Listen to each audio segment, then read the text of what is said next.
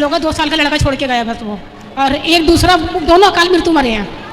राधे राधे, हरे कृष्णा। आज की वीडियो में एक बूढ़ी माँ ने कहा, मैंने ऐसा कौन सा पाप किया है जो मेरी 2 बेटियां हैं और दोनों बेटियों के पतियों की मृत्यु हो गई है। तो इस बूढ़ी माँ की इस तरह की भयानक बातों को सुनकर महाराज जी भी हैरान रह गए। और क्या कहा इस बूढ़ी माँ से महाराज जी ने, चलिए देखते हैं वीडियो में। और यदि आप महाराज जी को अपना गुरु मानते हैं और उनकी ज्ञान भरी वीडियो को रोज देखना चाहते हैं तो आप हमारे चैनल को सब्सक्राइब जरूर करें और वीडियो को लाइक करके सभी लोगों के पास शेयर जरूर करें। जब तक आप सभी वीडियो को पूरा देखें। राधे राधे। जी मैया, राधे राधे। गुरुजी, मेरी 2 लड़कियां बलम छोटी छोटी उम्रों में विधवा हो गई हैं, ऐसा क्यों है? अब ऐसा क्यों है ये तो विधाता जाने, पर भगवान का चिंतन करिए। अब उनका देख लीजिए, जो उनके लिए अच्छा हो वो आप लोग निर्णय ले लीजिएगा। एक दामाद को तो 20 साल होगा, 2 साल का लड़का छोड़ के गया बस वो, और एक दूसरा दोनों अकाल मृत्यु मरे हैं, एक्सीडेंट से मरे हैं दोनों। एक अभी 5 साल पहले मरा है, 5 मंजिल से गिर के। तो अभी क्या स्थिति है बेटियों की, क्या कर रही हैं आपकी बेटियां? एक बेटी तो मेरे पास रहती है और एक पानीपत। चलिए, वो सुखी हैं अपनी अपनी जगह? नहीं गुरुजी, मेरे पास ही रहती है, मैं ही करती हूँ गुजारा उनका। चलिए फिर भगवान उनको अच्छा रखें, प्रसन्न रखें, यही कामना है। भगवान से प्रार्थना करिए सब अच्छा रहे। जैसे वो गुरुजी अकाल मृत्यु मरे एक्सीडेंट से दोनों, तो उनके लिए कुछ करना है। जी मैया, आपके चरणों में मेरा कोटि कोटि प्रणाम। खुश रहिए। पहले तो गुरुजी मैं एक अपनी सच्चाई आपको बताना चाहती हूँ। बोलिए। मैं पहले सत्संग करती थी बहुत, वो भागवत भी सुनती थी आपकी, न देवकी नंदन महाराज की। उसके बाद में ये अपने धर्म प्रथम नहीं होता है क्रिश्चियन लोगन का, हाँ, उनके सत्संग में मैं थोड़ा चली गई थी। अच्छा। 7-8 महीना के लिए क्रिश्चियन लोगों के? हाँ। फिर हम वैसे आगरे जिला के हैं, अब हम अहमदाबाद में रुके हुए हैं, वहाँ से हम लोग आए हैं 8-9 जने। ठीक है। लेडीज आई हैं। तो अब उनके हम 9 महीना तक मैंने उनका सत्संग किया था।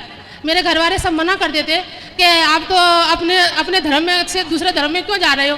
तो मैंने कि कोई बात नहीं है, वो भी तो परमेश्वर ही है ना, अपने भी परमेश्वर है, वो भी परमेश्वर है।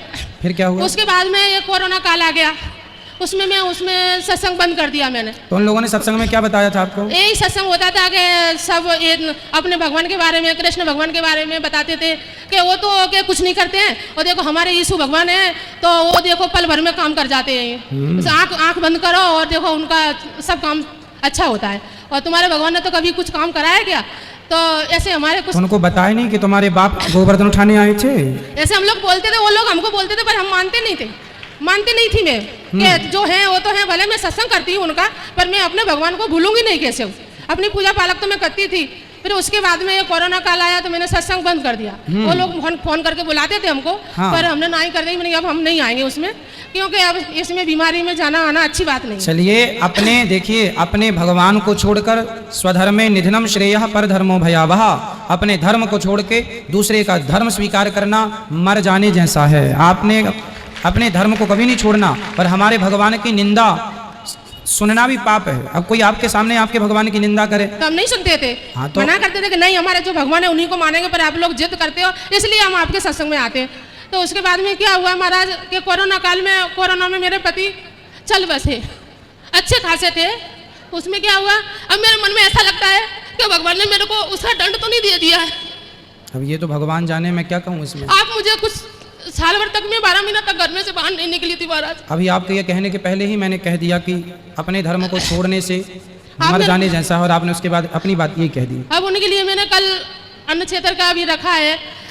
इसलिए अपने धर्म को कभी नहीं, अपने धर्म में नमक रोटी खा के मर जाना अच्छा है, पर दूसरों के धर्म में जाके 56 भोग खाना अच्छा नहीं है। स्वधर्मे निधनम श्रेयः। अब तो मैं आपके 1-1.5 साल से कथा सुन रही हूँ, जब से मेरे को ऐसा अच्छा लगता है कि अब तो मैं ये गुरु के चरण में शरण में ही बच चली जाऊँ, और मेरे को कुछ नहीं दिखता है महाराज।